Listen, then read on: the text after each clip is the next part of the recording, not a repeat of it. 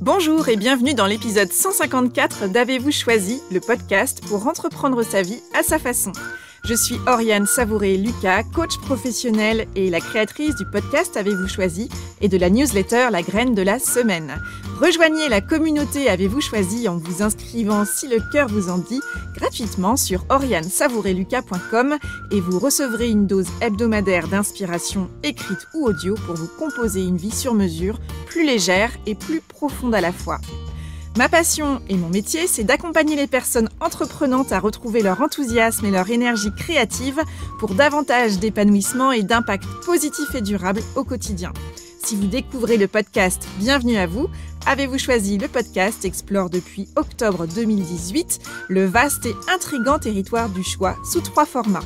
Le billet, où je partage questionnements, réflexions et ressources pour choisir sa vie. La conversation, avec une personne et son précieux supplément d'âme pour se laisser inspirer par des trajectoires de vie singulières. Et l'éclairage, où j'échange avec des auditeurs bloqués sur le rond-point du choix pour activer leur fonction anti-brouillard. Et aujourd'hui, place à la conversation d'Avez-vous choisi ? Vendredi 16 décembre 2022, je suis dans la loge des artistes de la Cité des Congrès de Nantes face à Karim Duval qui monte sur scène quelques heures après pour y jouer son dernier spectacle en date, Génération Y. C'est sur LinkedIn que j'ai découvert Karim, son travail et son humour d'une incroyable finesse à travers les vidéos drôlissimes qu'il y partage régulièrement depuis quelques années. Dans ces vidéos, Karim dépeint et bouscule le monde de l'entreprise, de la tech et des startups, et sa façon singulière de mettre en lumière les incohérences du monde de l'entreprise, du monde du travail et de ses habitants, un univers souvent drôle malgré lui dans sa façon de se prendre au sérieux, est totalement réjouissante. Sûrement parce que Karim Duval est un humoriste, mais pas que. Avant d'être cet humoriste à l'écriture ciselée et à l'œil pétillant qui croque les travers humains avec une justesse décapante pour un résultat qui fait mouche à chaque fois, Karim a été un étudiant brillant puis un ingénieur et manager successful dans une grande entreprise à Sophia Antipolis. Petit clin d'œil au personnage de prof de franglais de Karim que j'affectionne particulièrement. Et forcément, ce parcours d'ingénieur, de manager, a nourri son identité d'humoriste. Karim Duval a découvert le théâtre et écrit ses premiers sketchs alors qu'il était encore ingénieur. Il a combiné ses deux voies, celle de la carrière en entreprise et de la scène pendant quelques années, avant, en 2012, de faire le choix de se consacrer pleinement à ce qui lui plaisait le plus, la scène. Fan de son humour singulier, fin et grinçant, qu'il manie avec talent, j'ai eu envie d'en savoir plus sur son parcours et son choix de tracer son chemin à sa façon, avec le rire pour compagnon de route. Au cours de notre conversation, Karim et moi parlons entre autres de parcours et d'identité, de rails, de bifurcation et de choix à la croisée des chemins, d'envie de changement, du pouvoir des rencontres et des phases de transition, de ce qu'on fait bien et de ce qui nous fait du bien, de décalage, d'air du temps, d'angle et de processus créatifs, d'exigence, de déni et d'ouverture, d'ambition, de plaisir et de la joie de décrocher un rire, de pudeur et d'autorisation, d'expansion, de résonance et de cohérence, ou encore de melting pot, de Génération Y et de culture bullshit. Bonne écoute! Bonjour Karim. Bonjour Oriane. Merci beaucoup d'avoir accepté mon invitation dans Avez-vous choisi pour parler du choix aujourd'hui. Merci de m'accueillir, je suis content. M'accueillir dans ma loge. Oui, c'est ça. Oui, surtout que tu es à quelques heures de monter sur scène, sur la scène donc, de la Cité des Congrès à Nantes, absolument, pour jouer ton spectacle Y, que tu joues depuis un certain nombre de dates déjà. C'est là, on est dans la 5e saison, mais Covid inclus, donc avec les interruptions qu'il y a eu. C'est ça. On aura fait 5 saisons avec ce spectacle, donc en fait, on fait 4. Et si on enlève la saison de rodage, finalement ça fait que 3 saisons. C'est trop peu, mais c'est la dernière. Et j'ai choisi d'arrêter à la fin de cette saison parce qu'il faut passer à autre chose. Et c'est bien, 5 c'est bien. Oui, et puis c'est pour aller vers d'autres projets d'autres aussi. Thèmes, d'autres thèmes. Bien sûr, et puis il faut se renouveler un petit peu quand même. On est un peu des créatifs normalement. J'ai pu m'éclater par ailleurs à créer des choses, puis voilà, développer des projets qui ont été issus de ce spectacle. Et maintenant j'ai envie de recréer pour la scène. Parce que finalement on n'écrit pas si souvent pour la scène. On a juste on enrichit un spectacle. Mais une fois qu'il est figé, en tout cas, moi, j'aime bien le laisser tel quel et pas tout le temps le changer parce qu'il y a un moment où on le dénature. Donc, Et donc aujourd'hui, on va parler du choix, bien évidemment, en fil rouge, je dirais. Je crois que tu as un parcours qui est assez symptomatique de changement de vie. Et donc aujourd'hui, tu nous parles tout naturellement du fait que tu vas monter sur scène ce soir en tant qu'humoriste. Et en même temps, il y a eu des changements depuis que tu as commencé ta vie c'est professionnelle. un peu acté, ça fait 11 ans que je fais que ça. Ouais, Mais ça c'est fait vrai 11 que ans. oui. Et en même temps, ta vie professionnelle, en tout cas, elle a démarré autrement. Est-ce que je résume bien ton changement de vie professionnelle quand je dis que à un moment donné, tu as choisi de quitter les rails du bon élève centralien, ingénieur, manager que tu étais devenu pour prendre les chemins de traverse, voire même pour tracer ta propre voie? Oui, c'est très bien résumé. C'est très bien résumé, à la chose près qu'il y a il y a eu rebifurcation, je pense, après, même sur les chemins de traverse. Je pense que j'avais un esprit un peu formaté et les carrières d'humoristes dans les années, là on parle des années début 2010, fin 2000, début 2010, étaient formatées aussi parce que Internet n'était pas très, très présent. Et il y avait des rails aussi à ce niveau-là de je joue à Paris, je me fais repérer par les télés, je passe à la télé, je deviens célèbre, etc. Il y avait ce truc-là. Il n'y avait pas trop Internet, l'espèce de miracle que produit Internet. Oui, les youtubeurs, c'était encore C'était encore très marginal. c'était marginal, et encore plus chez les humoristes. Et donc, moi qui étais formaté carrière, je pensais que je changeais juste de carrière en fait. Ouais, que j'étais sur d'autres rails en fait. C'est ça, management carrière en mode humoriste quoi. Sauf que je pense que j'ai peut-être pas assez de talent pour faire carrière comme on le faisait à l'époque, voilà, avec ces espèces de percées de quelques élus.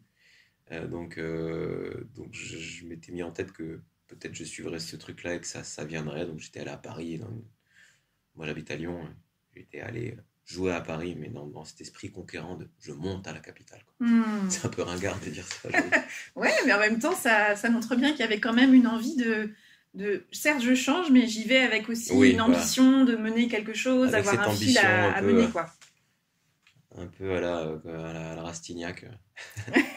je me revois encore, je pense à Montmartre en train de contempler Paris comme ça.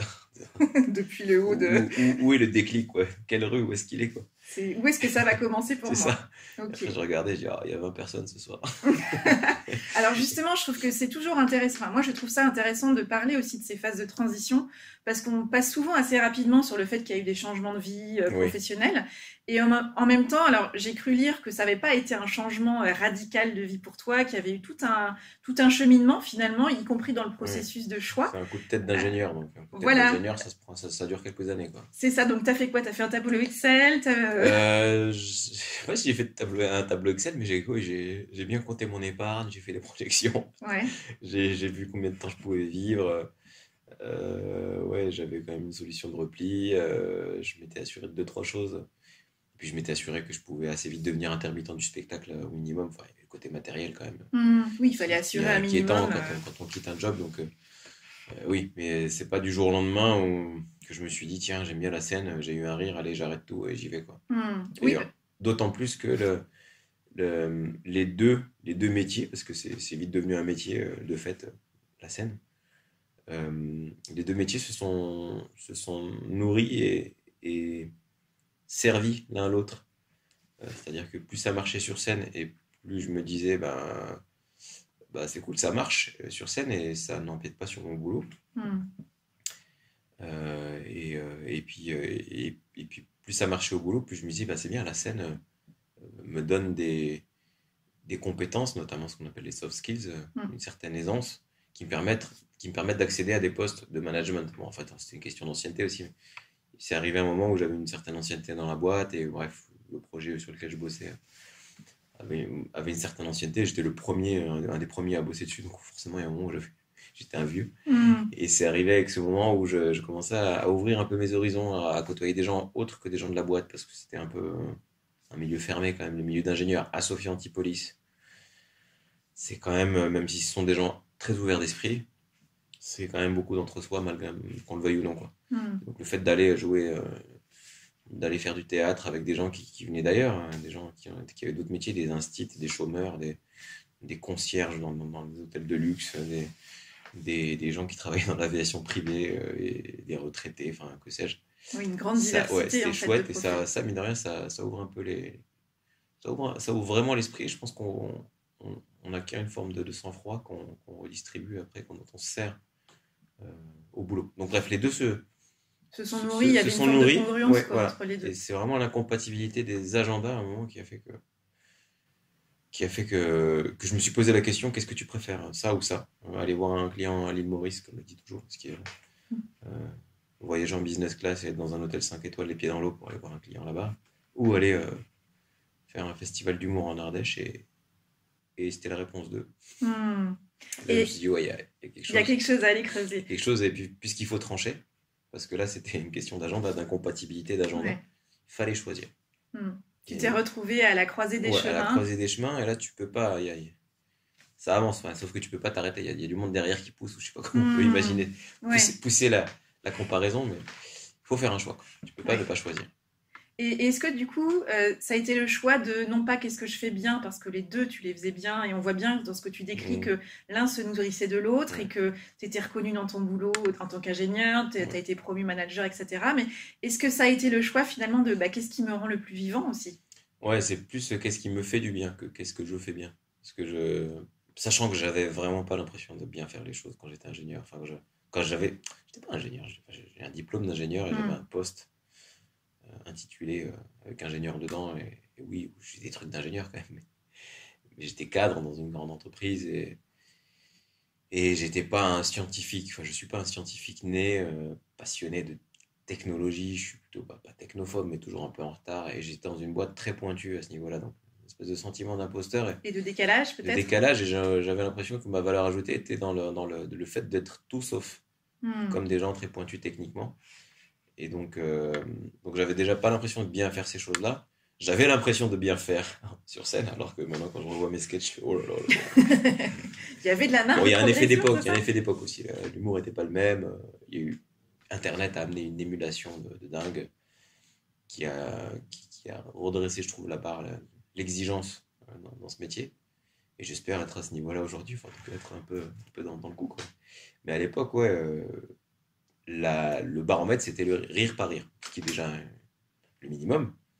Mais dès lors que ça riait, quoi qu'on dise, quelle que soit la manière de décrocher un rire, ça suffisait. Et donc, j'avais l'impression de bien le faire parce que ça marchait. Hmm. Et Et comment tu es arrivé au théâtre? Parce que je crois que c'est pas forcément une activité que tu as démarré très ouais, très tôt. C'était pas non plus un rêve de gosse pour toi de monter sur scène et de te retrouver face à des gens qui rient. mm. Comment c'est venu dans ta vie? Ça s'est fait par hasard, mais c'est pas un hasard.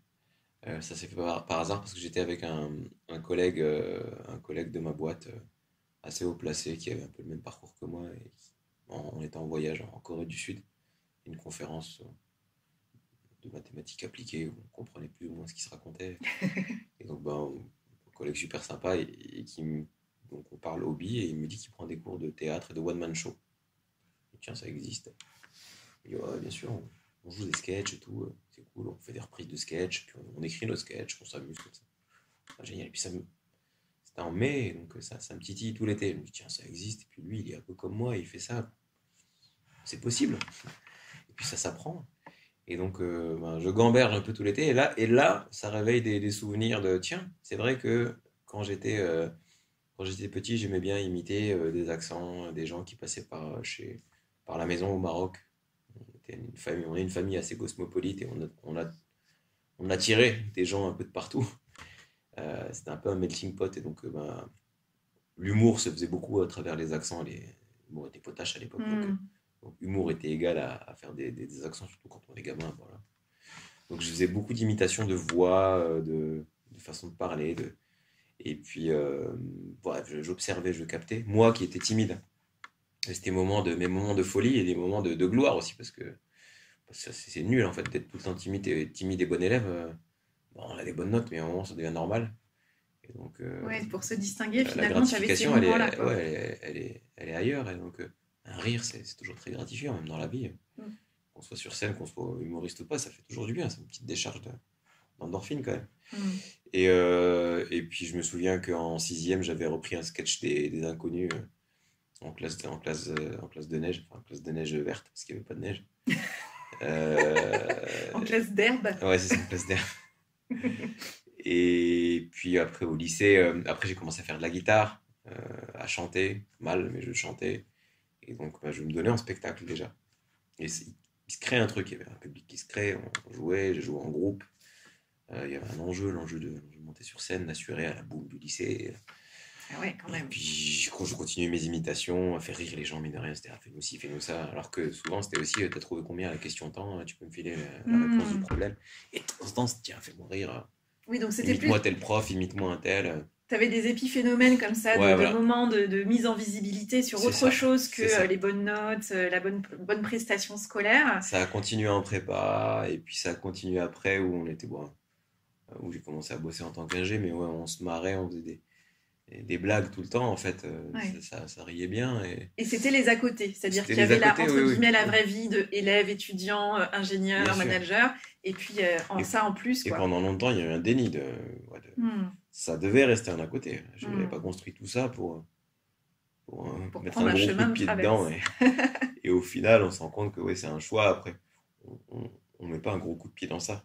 Non. Mais c'est ça que j'ai, quand je te dis qu'il y a eu deux bifurcations, c'est que pendant un certain laps de temps, et j'étais dans cette histoire de carrière, de machin, ouais, bah, faut percer. Si je choisis d'être humoriste, on est soit au top, soit.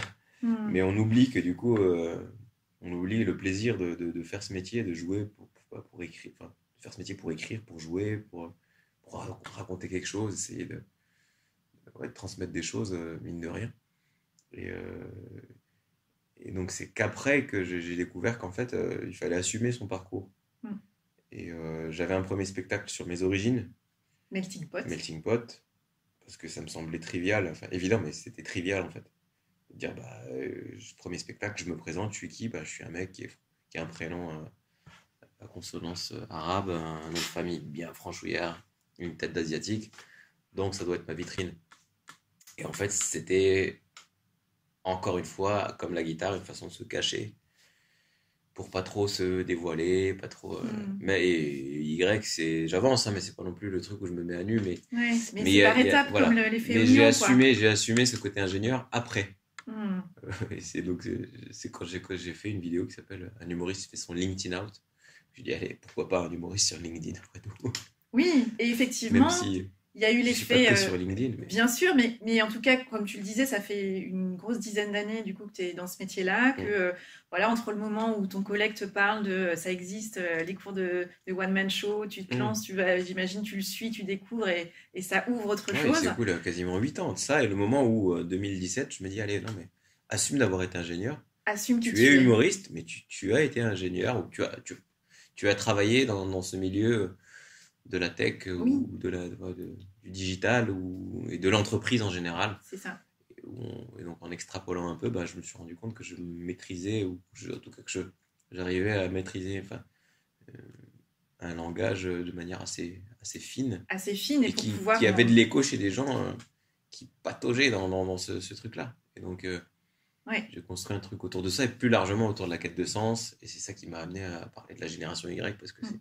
c'est ça qu'il y a derrière, c'est le dénominateur commun, c'est à ça, aux contradictions sur la question écologique, à la remise en question des carrières toutes faites, puis de manière générale des schémas établis, hiérarchiques et autres, que je me suis dit, bah ouais, en fait, génération Y, c'est très bien. Mm. Y, et boum. Et voilà. Et ce que je trouve très intéressant dans ton parcours, c'est que ça met en lumière, quand tu décris justement comment tu as affiné finalement ton identité un peu d'humoriste, même si, Mmh. comme tu le dis, c'est pas encore terminé. C'est jamais terminé. C'est jamais terminé, bien sûr, mais c'est cette perméabilité finalement entre ta première vie professionnelle d'ingénieur, manager dans des boîtes, qui est venue, que tu as invité officiellement dans ton univers d'humoriste. Et Oui. c'est ça qui a fait naître aussi ta singularité. Et avec toutes les vidéos que tu partages effectivement sur LinkedIn, moi c'est à travers tes vidéos sur LinkedIn que Ok. j'ai découvert ton travail. Et effectivement, moi pour avoir travaillé aussi dans des grosses entreprises, etc., on reconnaît l'univers, on sent combien tu maîtrises les codes de cet univers-là et que justement ta culture et ton univers et ton esprit d'humoriste viennent inverser les codes et mettre en Ouais. lumière un peu tous ces moments de solitude qu'on a pu tous connaître dans des réunions où on s'interroge en fait sur mais pourquoi je suis là, à quoi ça sert tout ça. Et je trouve que c'est d'une grande finesse justement. Donc merci de partager aussi tout ça et de mettre en lumière ces deux environnements-là. Après, ce qui fait que ça marche, c'est qu'il y a ces éléments de langage et de forme, mais il y a toujours des travers humains derrière. C'est jamais que de la démonstration de force je te sors tous les termes possibles et imaginables qu'on brasse à longueur de journée en entreprise, mais il y a toujours un sentiment de mal-être dans lequel se reconnaissent les gens, donc c'est aussi ça. Et c'est ça qui fait que ça crée ce petit succès très relatif, hein, j'en ai conscience, mais qui m'a permis de faire beaucoup de choses et de m'éclater encore plus. Parce que porté par quelque chose, par une petite niche, mais qui n'est pas si petite que ça en fait. Non, c'est ça, je pense que ça résonne chez beaucoup de personnes, effectivement, avec à la fois ce que tu disais, il y a l'univers lui-même que tu dépeins, mais il y a l'expérience intérieure. Je pense que c'est ça aussi qui résonne d'un parcours, ça sent le vécu et ça résonne avec le propre vécu d'un nombre de personnes suffisamment conséquent, notamment sur LinkedIn. On se dit, bah oui, et je crois que j'ai vu une vidéo que j'aime beaucoup que tu as faite où tu dis... Peut-être que tu es en train de regarder ça depuis l'open space de ton travail, sans le son, avec les sous-titres. Peut-être que tu t'empêches de rire à ce moment-là. Et c'est vrai. Et c'est un peu ça. C'est effectivement ces moments... Et oui, et c'est marrant parce qu'au travail, on joue un rôle, on est forcément un peu fake. Et même le rire, on le réprime. Il y a des gens qui regardent ça au travail et qui se marrent, mais ils se retiennent, ils pouffent en fait. Parce qu'ils ne peuvent pas rire à fond. Et même sur LinkedIn, les commentaires sont souvent élogieux parce que les gens sont sympas, il y a un biais positif de toute façon sur internet, pas trop de haters, mais il y en a encore moins sur LinkedIn. LinkedIn, c'est un peu plus maîtrisé. C'est maîtrisé, c'est très... on sent que quand même quand une critique est émise, elle est émise avec argumentation, avec la forme, elle est jamais trop pas trop virulente ou dès que ça dérape et que je réponds parce que je ne me laisse pas faire, bah tout de suite la contre-réponse et on entend ah pardon mais je voulais pas vexer et ça finit par un like. Voilà, ça finit bien, l'histoire finit bien. Donc, donc LinkedIn, l'humour à utiliser, mais avec parcimonie aussi. Il y a un côté lisse dans LinkedIn que j'aime bien, moi, bousculer. Mais je veille à ne pas tomber dans le piège de devenir aussi lisse que le support, quoi. Et ce qui marche, c'est le contraste. Bien sûr. Justement, entre les deux mondes, mais sans déraper, sans rien casser, parce que sinon, c'est plus de l'humour. Et donc, oui, puis ça reste grinçant avec finesse. Enfin, moi, c'est ce que j'apprécie aussi dans ton humour. Et justement, par rapport toujours au choix, puisque tu parles un petit peu de comment tu te positionnes, que ce soit sur la plateforme sur laquelle tu vas déposer tes vidéos. Qui n'est pas la seule. Qui n'est pas la seule. Bien sûr, tu es présent aussi notamment sur YouTube, Insta, etc. Mais c'est vrai que LinkedIn par rapport aux thématiques de vidéos que tu as, en tout cas ces derniers temps, est particulièrement adapté, je trouve, à l'environnement LinkedIn. Comment tu choisis justement les sujets et peut-être l'angle avec lequel tu veux adresser un sujet ? C'est une question d'air du temps et d'angle qui se rencontrent, en fait. Enfin, c'est vraiment, il faut que le thème ait du sens à un instant T, quand même. Un thème de fond, généralement, c'est pas un thème d'actu. Sauf exception, le Covid, c'était un thème de fond, malheureusement, c'est devenu un thème long. C'était un Covid long. C'est ça. Et puis, je ne traite le sujet que quand j'ai vraiment trouvé la bonne manière de le faire. Donc, parfois, ça peut prendre du temps. Je peux me casser les dents sur un thème en disant j'y arrive pas, et puis je laisse décanter, et puis 6 mois après, je suis tiens. Bien sûr. Ça y est, j'ai trouvé. Je suis sur la RSE, par exemple, les guerrieros de la RSE. Je voulais parler de la RSE, mais j'en parlais de manière trop frontale.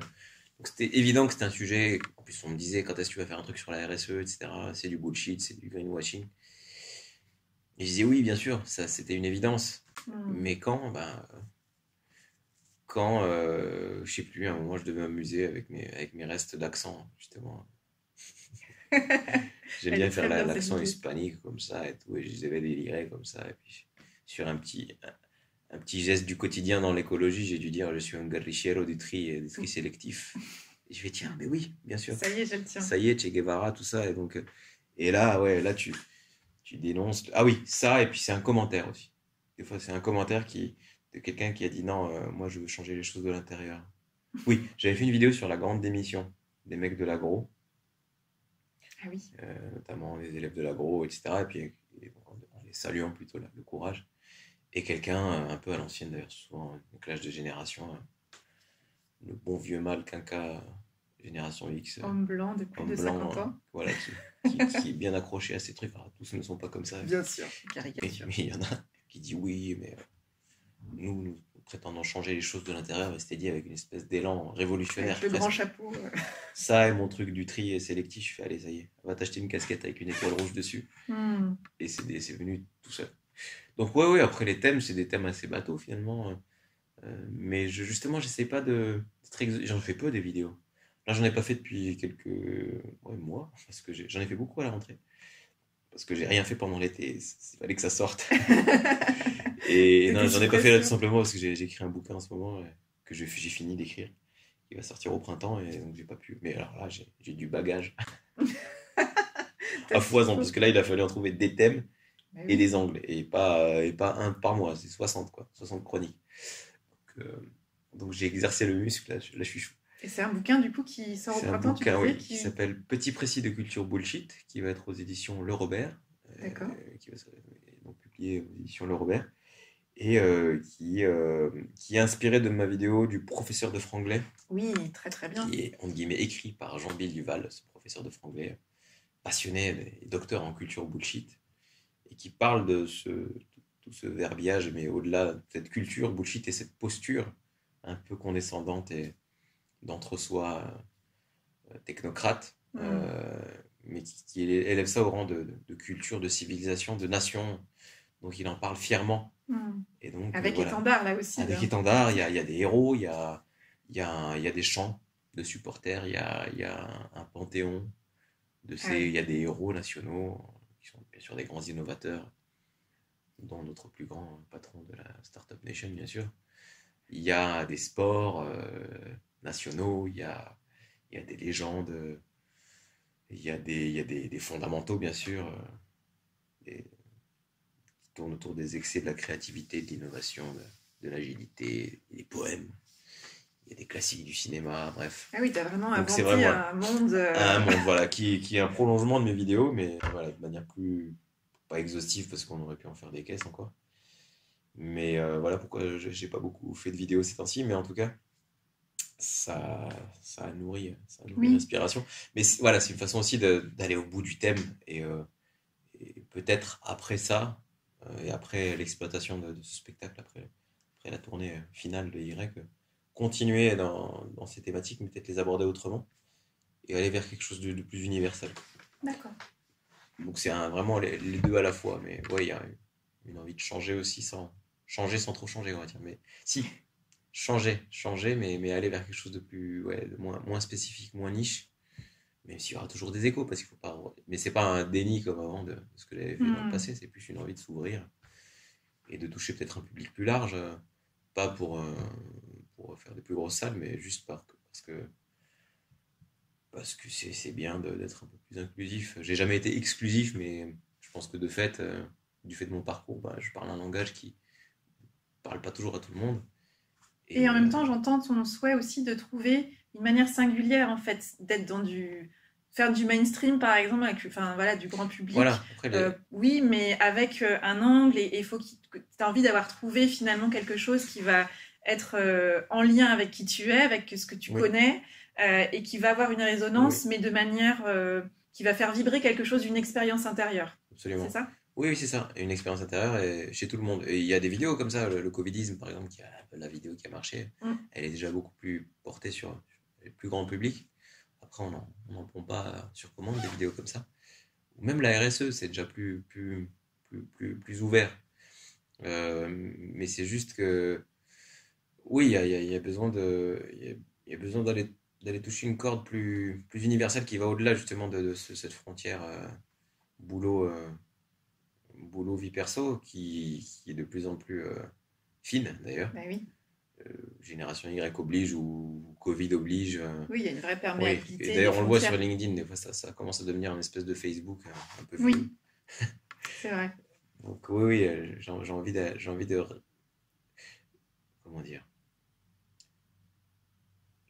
oui, de fait dans la manière de parler, dans la sophistication intrinsèque à l'ingénieur que je suis, euh, il y aura forcément cette patte. Mais ça me permettra de parler de tout un tas de choses et pas forcément du monde de l'entreprise. D'ailleurs, mon spectacle Y, tu parles, il ne parle pas essentiellement du spectacle en entreprise, hein. Il est vraiment accessible à tous. Mais on retrouve avec un angle ouais, c'est même pas un angle. Là, pour le coup, le spectacle, c'est vraiment une patte qui, en effet, dans ma manière de phraser, ma manière d'écrire, ouais, on sent que c'est étudié, quoi. Mais c'est ça que je trouve dans ce que j'ai vu de ton travail, parce qu'effectivement, je vais te voir sur scène tout à l'heure, hein, pour être totalement transparente sur les conditions d'enregistrement. On enregistre avant le spectacle que je vais voir. On va refaire le podcast après. Voilà, on le refera après, probablement. C'est, je crois, le souci. Enfin, je trouve toutes tes vidéos extrêmement travaillées dans l'écriture. Je sens un goût de l'écriture très fort. Et ça me renvoie à cette question autour de comment tu envisageais justement cette carrière sur scène. Pour toi, c'était forcément être humoriste sur scène, faire du stand-up face à des gens. Est-ce que ça pouvait prendre la forme de je vais faire des castings et je vais voir si je suis pris dans tel ou tel film ou telle série? Est-ce que ça passe par je veux écrire pour moi et pourquoi pas pour les autres? Comment tu envisageais les choses et comment les choses se dessinent pour toi maintenant là-dessus? J'ai un petit aparté, il y a un plaisir d'écrire, mais il y a un plaisir de jouer aussi.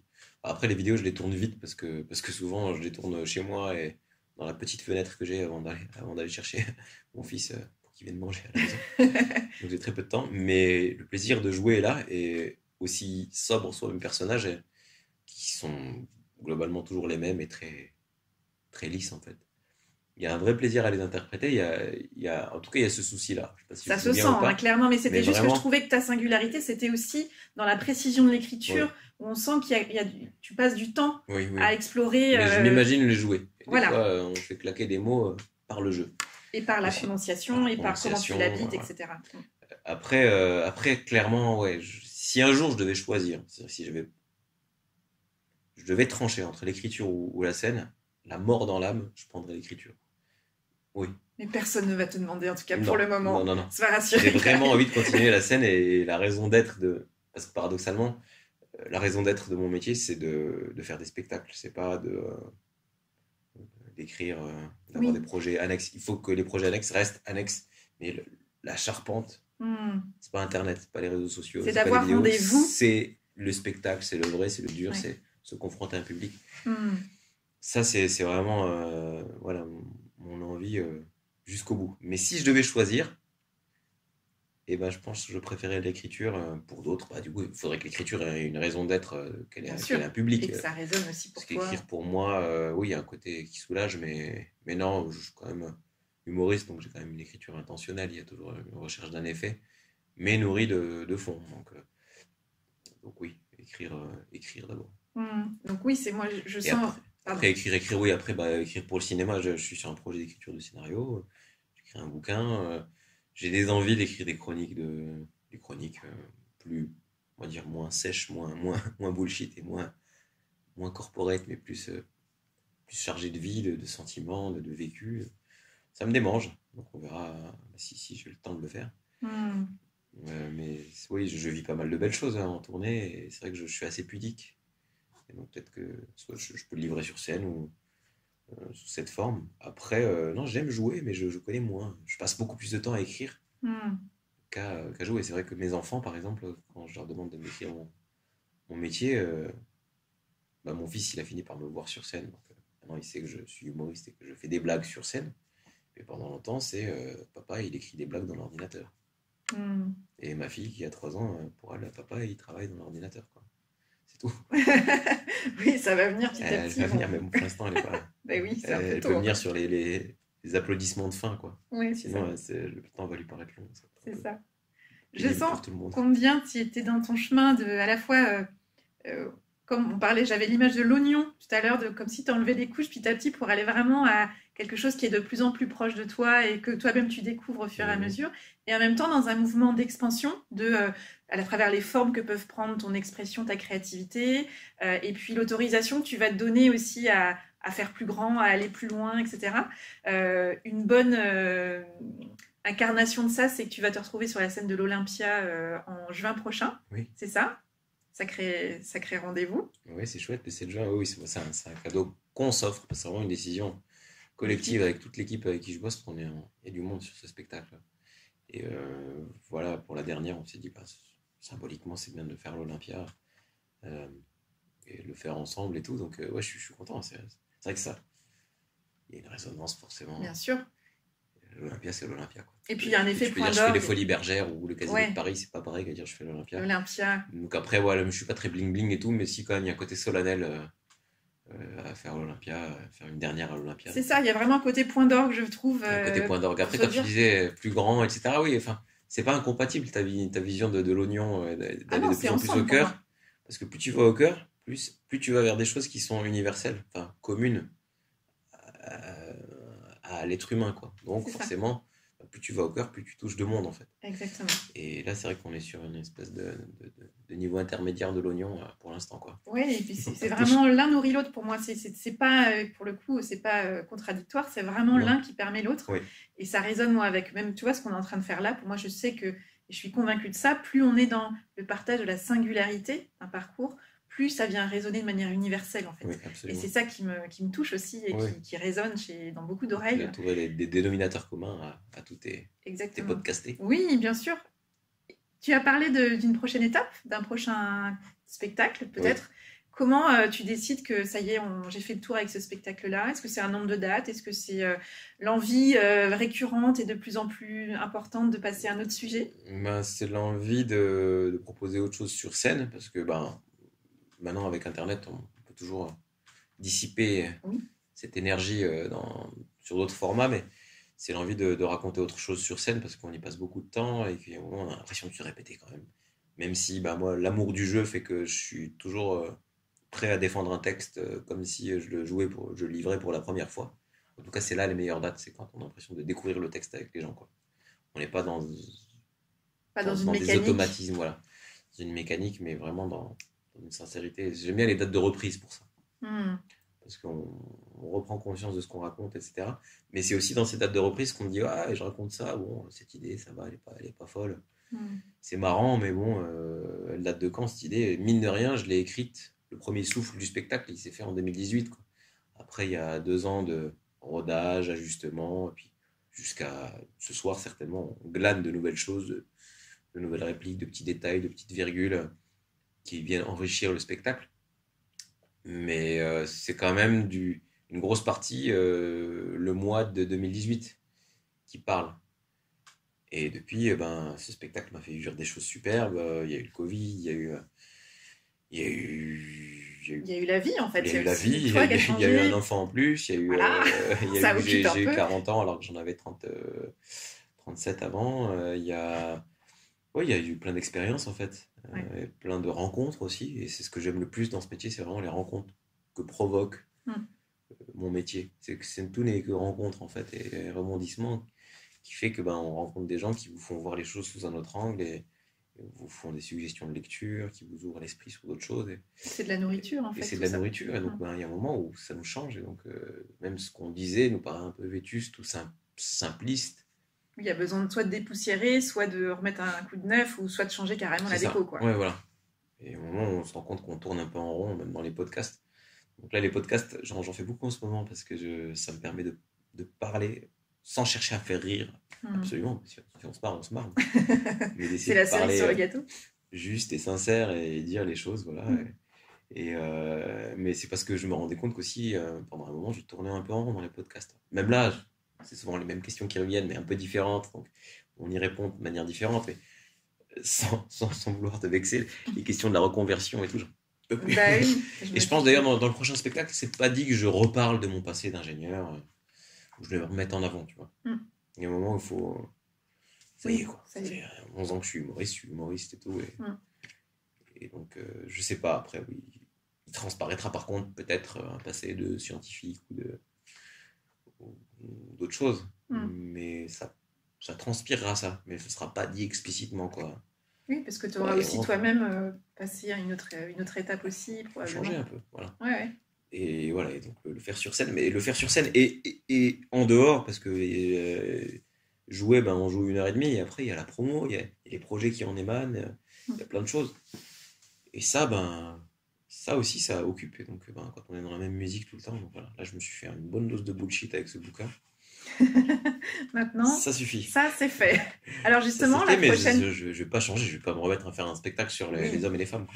Alors justement, la prochaine étape, le prochain thème, est-ce qu'il est déjà Il est en cours de, en cours de il est en cours de, il est maturation? pas décidé encore. Mais Tu ouais, je tournes commence, autour? ouais, je tourne autour, mais en tout cas, alors ce sera pas le thème, mais il y a une angoisse, c'est celle du manque de temps. Hmm. Je me déteste à dire, j'ai pas le temps, j'ai pas eu le temps, j'ai pas pris le temps. Et donc, je sais que ce sera pas le thème, probablement pas, mais ce sera le moteur personnel et ça, pour le coup, c'est universel. Ça parle à tout le monde et ça n'empêche pas de parler de ce qu'on veut, du compte à rebours au niveau de l'écologie, de vie quotidienne, de travail. Du rapport au temps selon les Ça cultures touchera aussi. déjà entre guillemets, le public, on va dire, niche que je touche aujourd'hui parce que c'est souvent des gens pressés qui courent après le temps et qui se posent la question de pourquoi perdre sa vie à la gagner Hmm. et perdre son temps à en trouver. C'est ça. Ouh là là. Et donc, j'aime bien ce thème-là.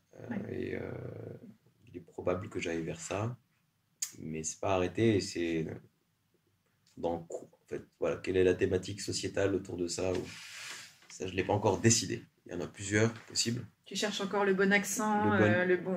voilà, le bon accent, c'est Faut reparler est-ce tout que à je vais faire l'heure. l'accent vietnamien ou l'accent J'hésite péruvien? encore un peu. J'hésite. Non, non, pour le coup, ce sera. Mais voilà, ce sera autour de ça. Et je pense que voilà, quand il y a un moteur, les tripes, quoi, ou presque une souffrance en fait, ou une frustration de justement pas avoir le temps, Hmm. eh ben ça donne un souffle et une pente, donc un Oui. angle, C'est comme s'il y avait une logique de pour aborder cercle. des thèmes qui sont les mêmes que beaucoup d'humoristes abordent. Mais voilà, il y a une espèce de force qui fait que normalement ça doit s'écrire vite. Oui. Donc il y a des effets un peu de cercle concentrique où il y a des sujets qui rentrent un peu dans ton radar. Petit à Qui sont petit. les sujets de tout le monde, Ouais, ouais, parce ouais. qu'on baigne dedans. Mais toi, par rapport à comment tu les vis, comment tu les traverses, ce que tu captes autour aussi de la société, des commentaires, de tout ce qui te nourrit aussi, il y a un moment donné où ça s'accélère, Ça s'accélère, ça mais prend forme et tu trouves ton angle, quoi. ça prend forme, mais je pense qu'un bon spectacle, ça doit être un spectacle qui parle, où l'humoriste parle à tout le monde en parlant de lui, Mhm. ou elle. Et, et donc, c'est pas égocentrique, mais on vient regarder un bonhomme seul sur scène quand même. Donc, il faut qu'il y ait un peu de lui là-dedans, soit une histoire personnelle, soit une névrose ou un truc qui l'anime intérieurement, quoi.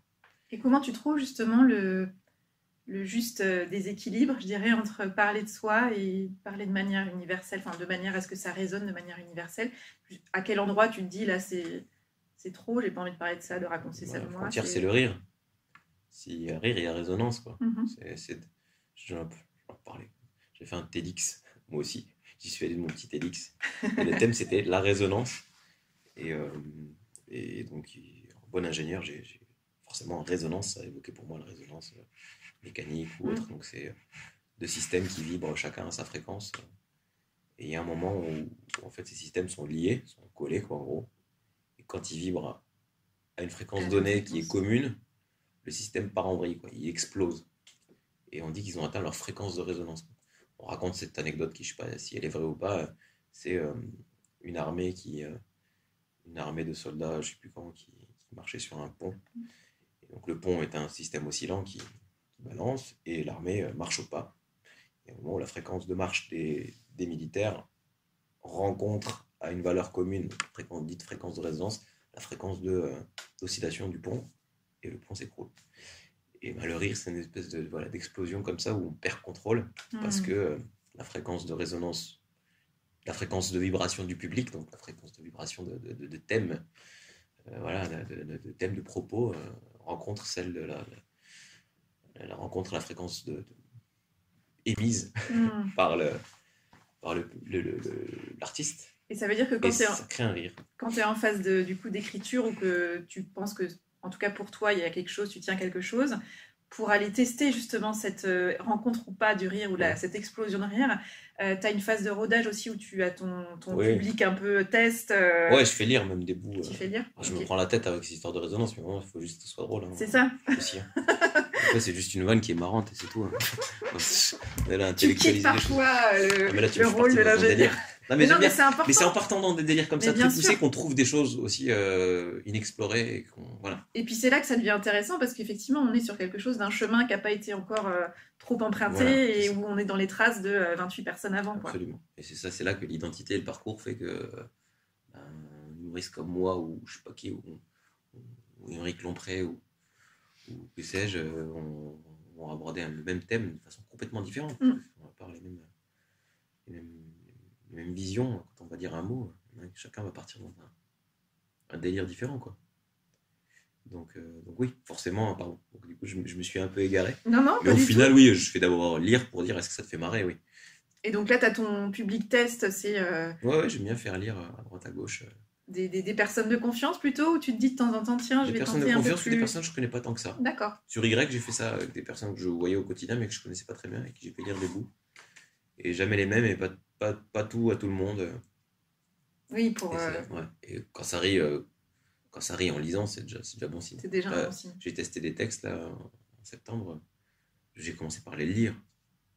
Alors, si tu as un rire sur un texte que tu lis en l'interprétant, en le découvrant quasiment avec le public, c'est bon signe.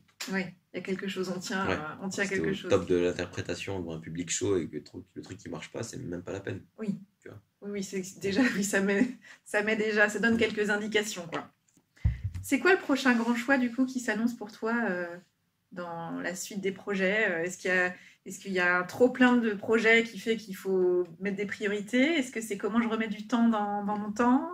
Moi, très concrètement, le prochain choix à faire pour mes projets, c'est de choisir un thème, un spectacle et d'y aller, quoi. Le prochain spectacle, c'est sûr. Après réussir, ouais, j'arrive à refuser de plus en plus.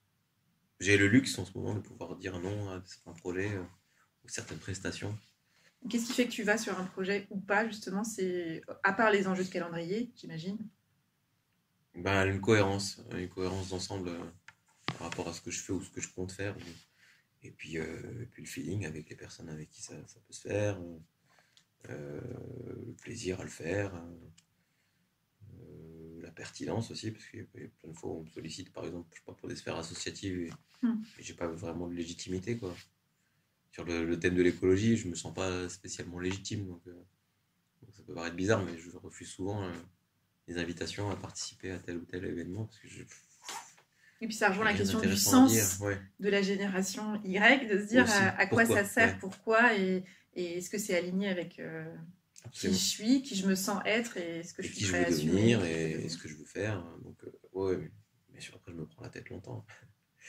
On peut pas se permettre, moi, j'ai pas la capacité à faire trop de choses. Et quand je le fais, bah, là, tu vois, j'avais vraiment l'impression de faire trop de choses. Et finalement, j'ai décidé d'en faire moins en phasant. Je voulais écrire un nouveau spectacle en écrivant le livre, en écrivant le film sur lequel je bosse, etc. Et à un moment, j'ai dit, on va arrêter. Faire moins et mieux Ça, plutôt voilà. que plus, c'est trop. Donc, au final, déjà, je vais essayer de faire ce qui est déjà engagé avec ce nouveau spectacle.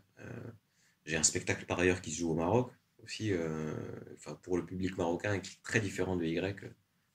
Il y a peut-être 3% de choses en commun et encore. Et le reste, c'est complètement neuf. Parce que c'est une partie de moi qui s'exprime, la partie de l'enfant. Oui, parce que tu as grandi au Maroc. Ouais. Et qui a réveillé d'ailleurs ce besoin d'être sincère et d'aller faire vibrer un truc universel au-delà de la langue et des références culturelles que le public en France ne comprend pas. J'ai découvert ce que c'était que poser ses tripes vraiment sur scène. Alors que Y, je le fais par moment, mais ça reste un spectacle aussi très thématique, quoi. Donc un peu froid. C'est pas une conférence, c'est un show vraiment, dans la manière de le jouer, etc. Mais dans Nostalgie, spectacle que je joue au Maroc, je me suis vraiment. Alors déjà, j'ai eu très peu de cartouches, j'ai quasiment pas testé. J'ai eu 3 dates de rodage et tout de suite, c'était le grand bain. C'est une salle de 600 places bondée où il faut assurer, quoi, parce qu'avec un public très exigeant. Et ben là, tu vas chercher les tripes. Il y a rien d'autre qui puisse te sauver que ça. Donc ça m'aide, ça me fait grandir. C'est un pays où j'ai grandi et qui me fait grandir aujourd'hui alors que j'y suis plus, quoi. Donc ouais, il y a beaucoup de choses. Donc on va faire des choix. Ouais. Des choix phasés. Et après les nouveaux projets, on verra. Mais oui, j'espère que le spectacle que je choisirai, c'est pour ça que ce choix est majeur. C'est parce que ce choix va en amener d'autres. Il va amener d'autres nouvelles opportunités, va ouvrir d'autres portes, d'autres rencontres en fait. Et dans ces cas-là, quand tu te dis il faut que je choisisse, tu fais quoi? Tu te mets une date butoir en te disant il faut que d'ici telle date ce soit ce soit fait, ou c'est plutôt il faut que je trouve du temps pour que la force centrifuge accélère un peu et qu'il y ait quelque chose qui sorte Le temps, on le trouve quand on a vraiment envie. On est d'accord. Et ça, des projets comme ça, il n'y en a pas 15 000. Donc c'est souvent déjà le feeling. Et est-ce que j'ai vraiment envie de faire ça qui fait qu'on y va ou on n'y va pas. Est-ce que j'ai envie de faire ça à cet instant? Parce qu'après, voilà, c'est pas pour. Je ne veux pas offenser qui que ce soit, quiconque me propose quelque chose, mais parfois c'est juste pas le bon moment. C'est ça, question de timing et de ça. rencontre, comme tu disais. Quand tu dis quand j'ai mon thème, j'y vais, je m'attelle à mon nouveau spectacle, pour toi, c'est quoi le processus créatif justement? Ça passe par quoi? Est-ce que tu as besoin de t'isoler ou à l'inverse d'être plutôt très entouré pour pouvoir tout de suite tester les textes, etc. Comment ça marche pour toi? Non, il y a un moment où j'ai besoin de m'isoler, mais je pense que c'est une erreur. Enfin, pendant longtemps, j'ai cloisonné. Et j'ai déjà fait l'erreur une fois. Cet été, je me suis dit, allez, tu te fais 2 semaines ou 3 semaines d'écriture du nouveau spectacle. Sauf que j'avais le poids du bouquin qui était là. Prenez de la bande passante. Pas tranquille, ouais.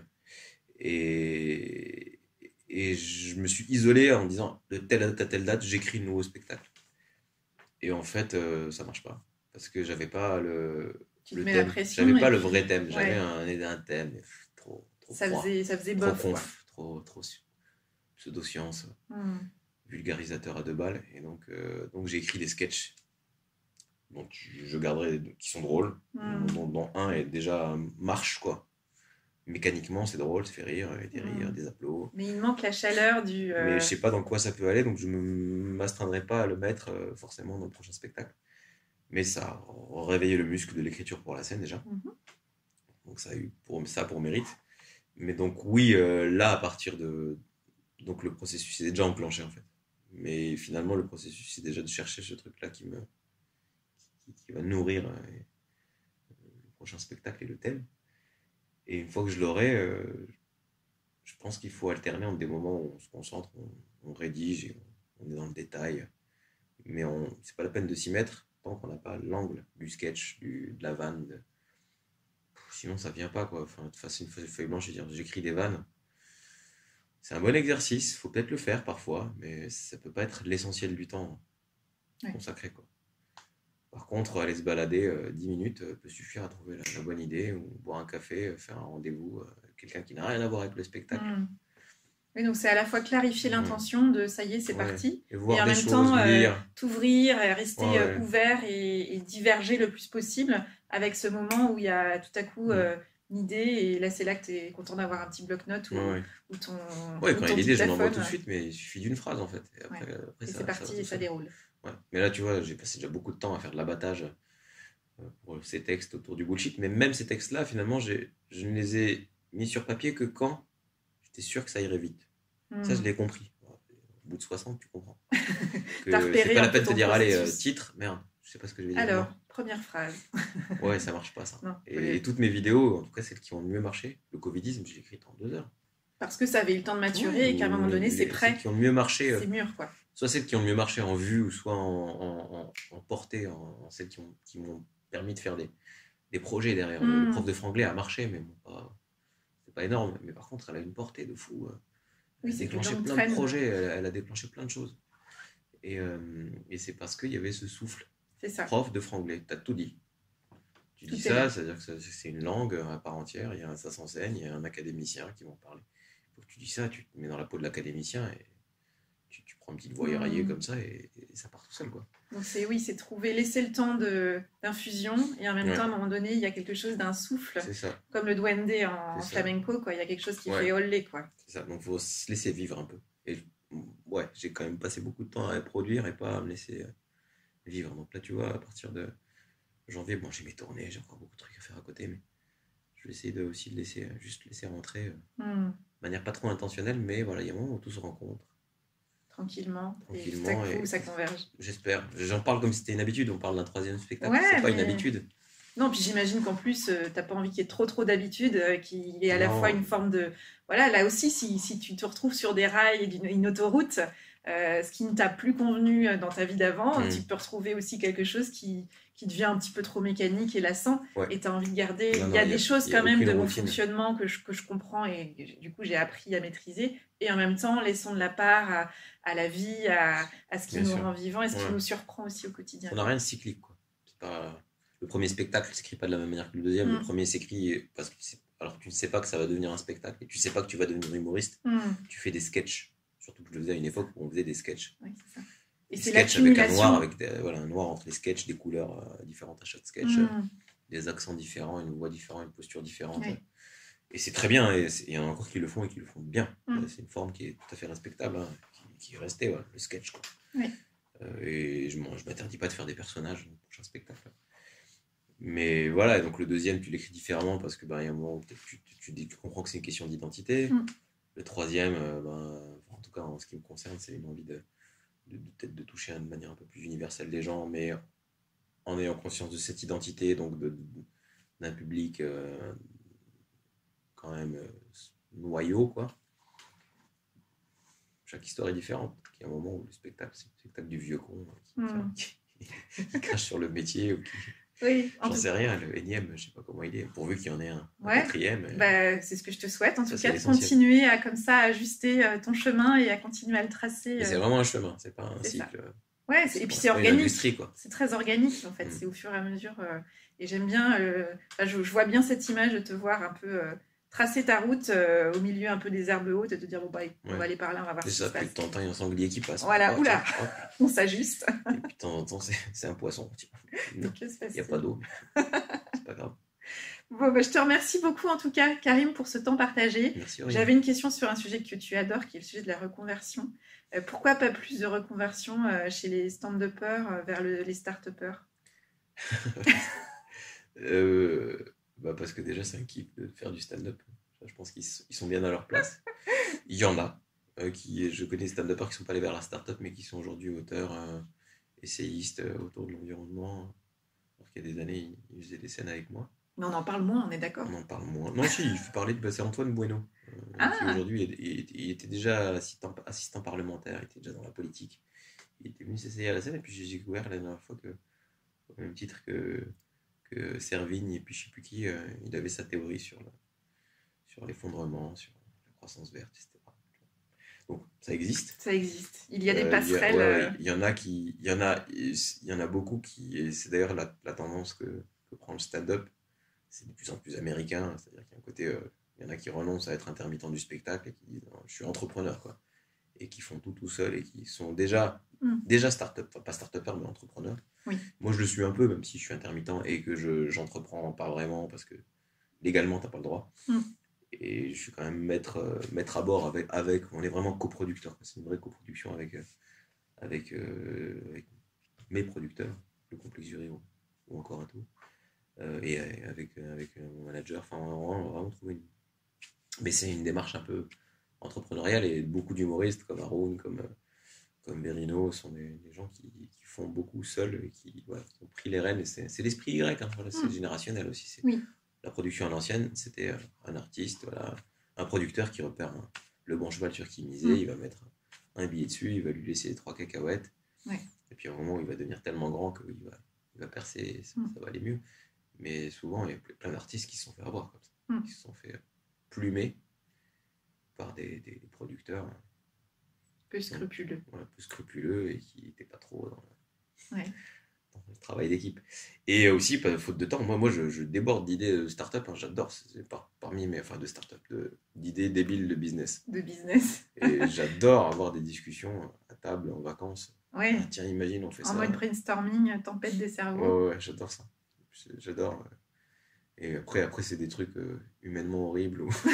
Oui, c'est ça, c'est vraiment à l'apéro, histoire de rigoler un coup. En tout cas, on voit bien comment est-ce qu'on amène tout ce qu'on est de plus en plus aussi dans tout ce qu'on fait. Et moi, c'est ce que je te souhaite, Karim, pour toute la suite de ton parcours sur scène, dans l'écriture, dans toutes les formes où ta créativité trouvera à s'épanouir. Merci en tout cas de partager tout ce que tu partages. Merci et pour ce bel échange autour de ce joli thème. C'est vrai que j'avais jamais abordé, tu vois, ces mêmes choses sous cet angle du choix. Et c'est intéressant. C'est comme ça qu'on éveille des trucs, des idées.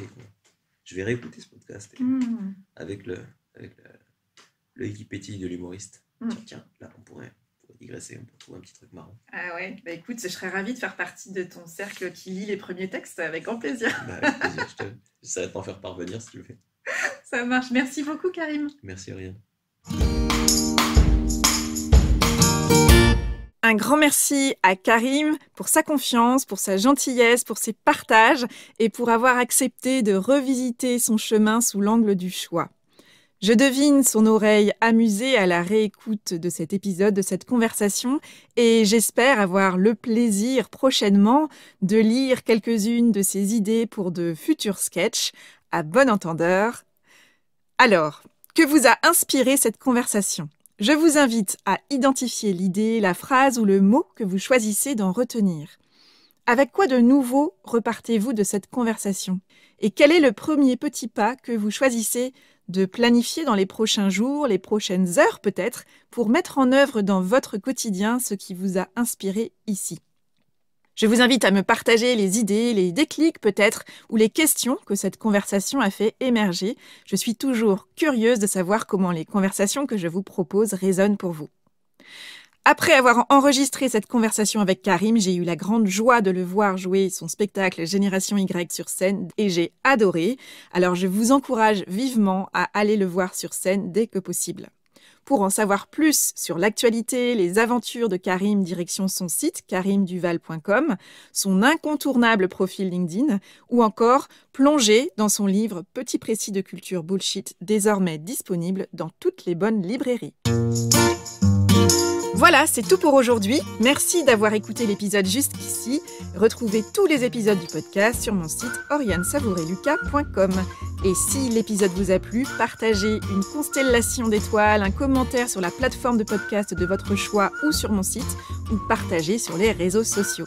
Vos étoiles, vos commentaires en ligne et votre bouche à oreille, voilà bien le soutien le plus précieux que vous pouvez apporter à ce projet pour contribuer à le faire rayonner plus largement. Si vous souhaitez m'engager comme coach pour que je vous accompagne à raviver votre enthousiasme et votre énergie créative pour déployer plus grand vos projets singuliers, direction mon site pour prendre rendez-vous pour une conversation offerte et sans engagement. J'évaluerai si un coaching est pertinent pour vous et si et comment nous aimerions travailler ensemble. Je vous souhaite une savoureuse et lumineuse semaine et je vous dis à bientôt pour un nouvel épisode. Et d'ici là, qu'allez-vous choisir ?